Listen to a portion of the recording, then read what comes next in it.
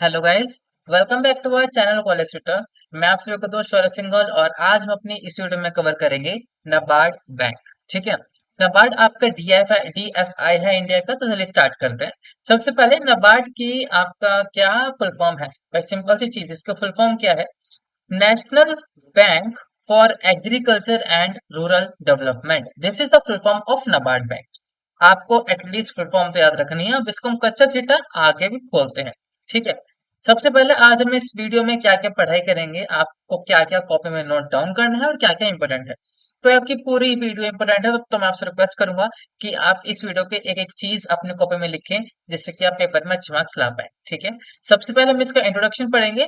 Then we will do history history of NABARD bank, like वो कब आया था और किसके द्वारा आया था। एंड देन हम ऑर्गेनाइजेशनल स्ट्रक्चर करेंगे इसका। देन विजन एंड मिशन, आप इसको स्किप कर सकते हो। देन आपका ऑब्जेक्टिव, फंक्शन एंड अचीवमेंट। इसमें इंपॉर्टेंट क्या है? इसका introduction, history and organisational structure, ये आपका एक्स फैक्टर है। अगर आप इसका ऑर्गेनाइजेशनल स्ट्रक्चर अच्छे से बना के आता, जो मैं आपको बताऊंगा, देन आपको अच्छे मार्क्स मिलने के चांसेस ज्यादा है। ठीक है। स्टार्ट करते हैं हम लोग। भाई इसका इंट्रोडक्शन क्या है? इंट्रोडक्शन इज लाइक दिस, इसका मतलब क्या है और ये कब आया था। चलिए स्टार्ट करते हैं। सो NABARD NABARD or NABARD Bank is set up as Apex Development Bank of India with a mandate for facilitating credit flow for promotion and development of agriculture, small scale industries, cottage, village industries, handicraft and other rural craft. Mainly, NABARD work for villages and agriculture sector only. ठीक है। They provide the cash flow, they provide the fund to small scale industry also, but the main focus of NABARD is for village only. Right? Okay, like they help village or agriculture sector. They mainly work for agriculture sector or village, so they provide them all the facility which they want to improve. ठीक है, which they want to improve themselves. Okay. So ये आपके promotion development में भी help करते हैं। और basically ये हर एक जो डेवलपमेंट का पार्ट होता है, फंड से लेकर, प्रमोशन से लेकर, और जो भी आप करते हो ऑपरेशन से लेकर, ये आपके हर एक चीज में हेल्प करते हैं। ठीक है। It is also has a mandate to support all other aligned economic activities in rural area. It means, as I told you, that they mainly work for village only. ठीक है। Rural area promote integrated and sustainable rural development and secure prosperity of rural area. यहाँ पे आपको rural rural बहुत बार दिख रहा है। It means आपको दिमाग में अब तक घुस जाना चाहिए क्या, कि नाबार्ड आपका रूरल एरिया के लिए काम करता है। दैट्स द मेन थिंग कि नाबार्ड आया था। ओके। सो ये कैसे सेटअप हुआ था? They setup as a NABARD bank setup as a apex bank of India. I am so sorry. Like NABARD setup as a apex development bank. आपको ये चीज याद रखनी है, ये लाइन आपकी इंपॉर्टेंट है। एंड अगर आप इसको छोटा बनाना चाहते हो, तो you can just write that NABARD bank mainly work for rural area and they help them to grow and they help them to develop in each and every in each and every area.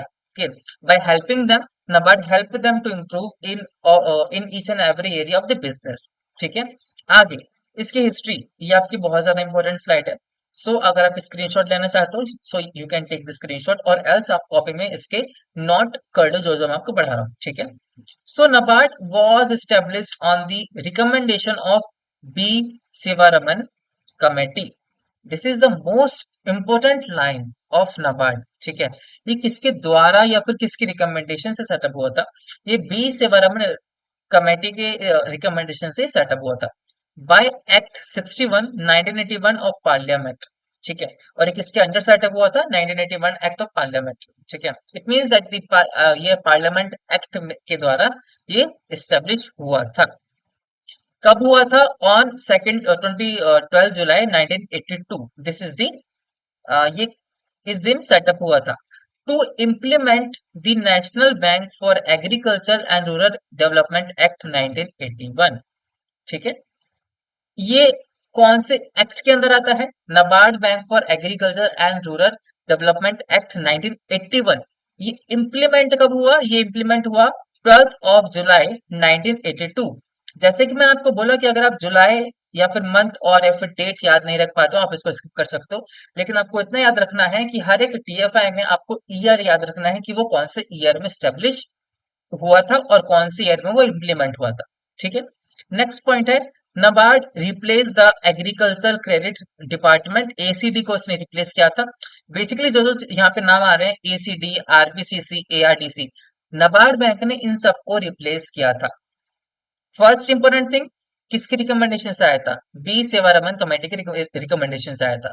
कि कौन से act के अंदर आता है? National bank for agriculture and rural development act 1981। ये implement कब हुआ? 1982।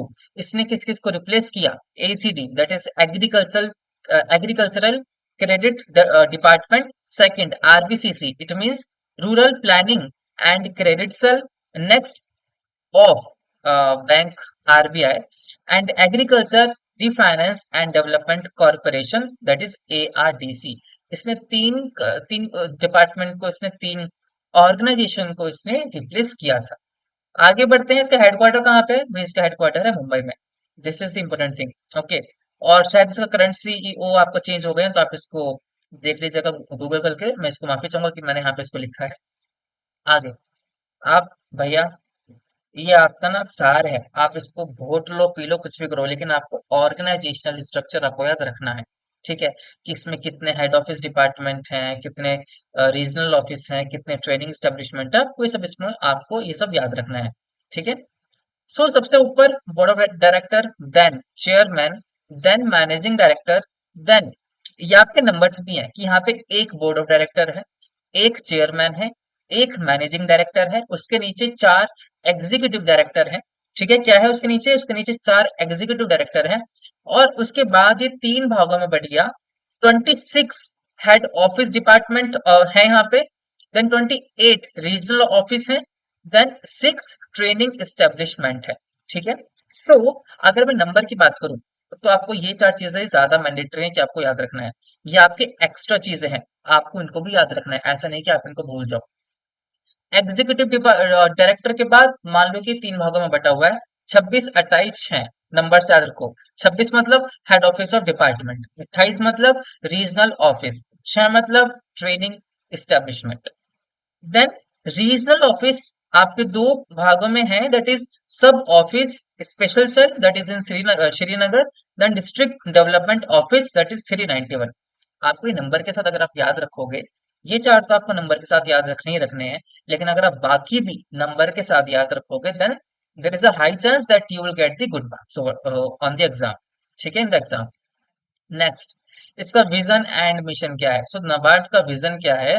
The empowerment of rural poor by improving their access to the formal credit system through various MF innovations in a cost effective and sustainable manner. Basically, they want to improve, they want to develop, they want to enhance the rural area of the country. This is the main vision of NABARD. Mission क्या है? Promoting sustainable and equitable agriculture and rural development through effective, ये इसका क्या है? ये इसका mission है। Through, कैसे?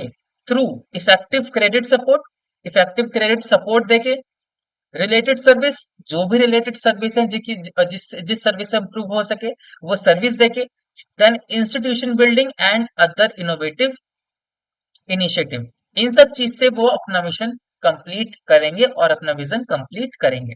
अगर आप मिशन और विजन याद नहीं रखते, कोई बात नहीं, आप इसको भूल सकते हो, लेकिन अगर आपको एग्जाम में पेज भरना है तो आपको इसको याद करना पड़ेगा। आगे क्या है, इसका ऑब्जेक्टिव क्या है? ये आपके one of the important slide है जो आपको याद रखनी है। ऑब्जेक्टिव क्या है? To give financial assistment for increasing the agriculture production. ठीक है भाई, ज्यादा से ज्यादा फाइनेंशियल असिस्टेंस देना जिससे कि एग्रीकल्चर प्रोडक्शन ज्यादा से ज्यादा हो। दूसरा, ये लॉन्ग टर्म नीड को सप्लाई करते हैं टू द रूरल एरिया। ठीक है। Then they to supply loan by way of refinance. ठीक है। Then to help small industry, cottage industry and also artisan. मैंने आपको रिफाइनेंस ऑलरेडी पढ़ा चुका हूँ कि रिफाइनेंस क्या होता है। आप अगर नहीं पढ़े तो आप पास्ट वीडियो देखिए, आपको समझ में आ जाएगा रिफाइनेंस होता क्या है। अगर मैं शॉर्ट में बताऊं, रिफाइनेंस मतलब जो भी आपने फाइनेंस किया है, अगर आपने आज फाइनेंस किया है, एक साल बाद कुछ चेंजेस आ रहे हैं, आपको इंटरेस्ट घटाना है बढ़ाना है, तो आप उस टाइम जिसको फाइनेंस दिया है उसको एनालिसिस करोगे कि हाँ भाई इसके पास इतना लोन बच रहा है, लाइक दैट। रीफाइनेंस मतलब कि टर्म के बीच में एनालाइज करना और चेंजेस लाना लोन के टर्म्स एंड कंडीशन में। ठीक है, मैंने शॉर्ट में बताया बहुत, इससे भी बहुत बड़ा टॉपिक है तो हम इसकी डीप में नहीं जाए तो ज्यादा अच्छा रहेगा। लास्ट ऑब्जेक्टिव है to achieve overall rural development. I am sorry, to achieve overall rural development, these are the objective of NABARD. ठीक है, सबसे एक मैं अगर ऑब्जेक्टिव बताऊं जो आप हर एक डीएफआई में लिख सकते हो, that is to achieve overall development of XYZ sector, rural development, industry, then sector, आप वहां पे लिख सकते हो। ठीक है, स्पेसिफिक में लाइक सिड भी आपका इंडस्ट्री के लिए होता है तो आप वहां पे क्या लिखोगे, to achieve overall industry development, these are the objective of SIDBI. I am so sorry, this can be the objective of SIDBI also. यहाँ पे रूरल हटा दो, इंडस्ट्री लिख दो। बाकी सब ऑब्जेक्टिव आपके सिमिलर होते हैं, द मेन थिंग इज कि भाई उनको उस स्पेसिफिक एरिया को डेवलप करना है। ठीक है, आई होप आपको समझ में आ गया होगा। नेक्स्ट पढ़ते हैं इसके फंक्शन एंड, फंक्शन क्या है नाबार्ड के, आई am so sorry for this, इसके फंक्शन क्या है नाबार्ड के। तो अगर मैं बताऊं कि आज की वीडियो में मैं आपको बस इसके पॉइंट्स बताऊंगा, जो आपकी आने वाली वीडियो है नेक्स्ट वीडियो, वहां पे मैं इसको पूरा एक्सप्लेन करूंगा। ठीक है, so the main function of NABARD is credit functions, development and promotional function and supervisory function, these three are the function of NABARD bank.